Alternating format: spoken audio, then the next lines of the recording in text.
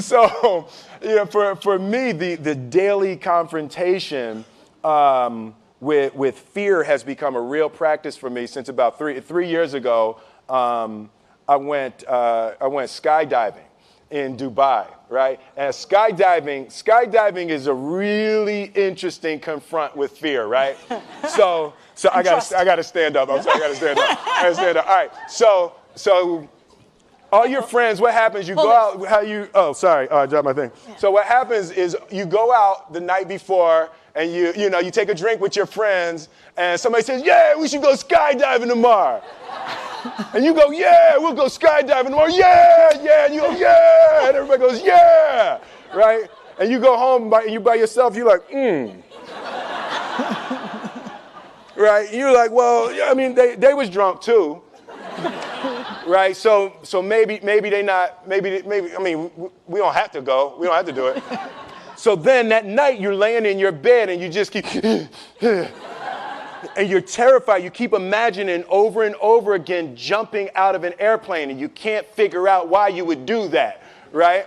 And you're laying there and you have the worst night's sleep of your life, but you still have the hope that your friends were drunk, right?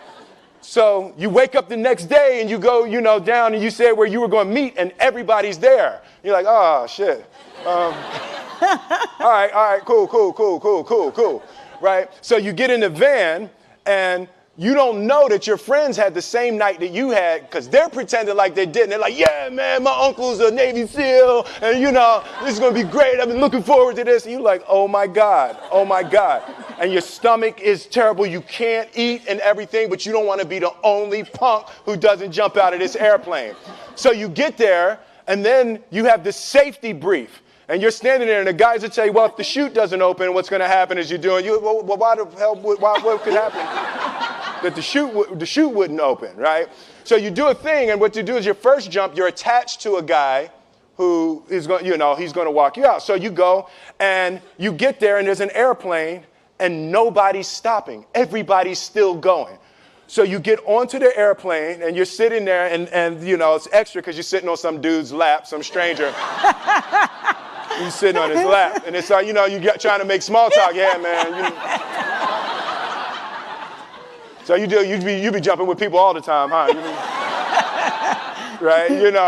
So, and then you just want to make sure, you got kids, right? You got people you need to see, right?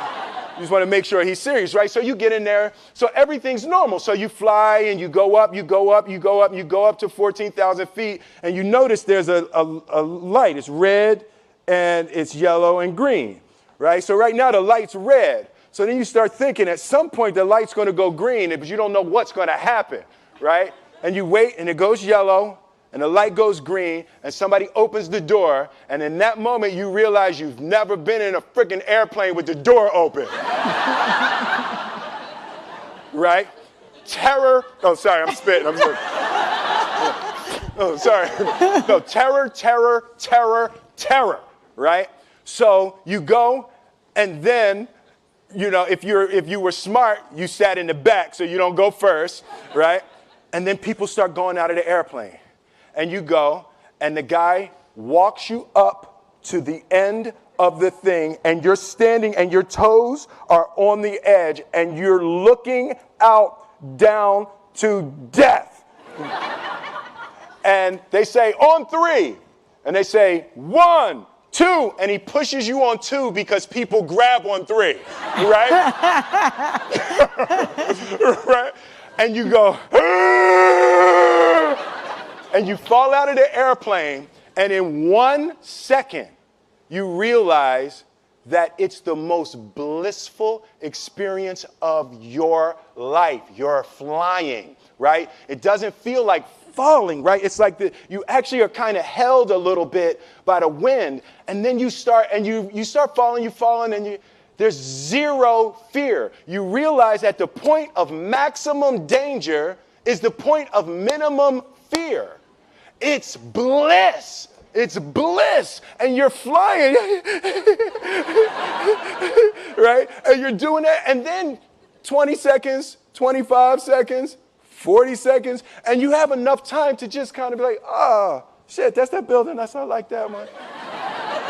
Oh, you can see the ocean. right? You start doing all of that. And the lesson for me was, why were you scared in your bed the night before?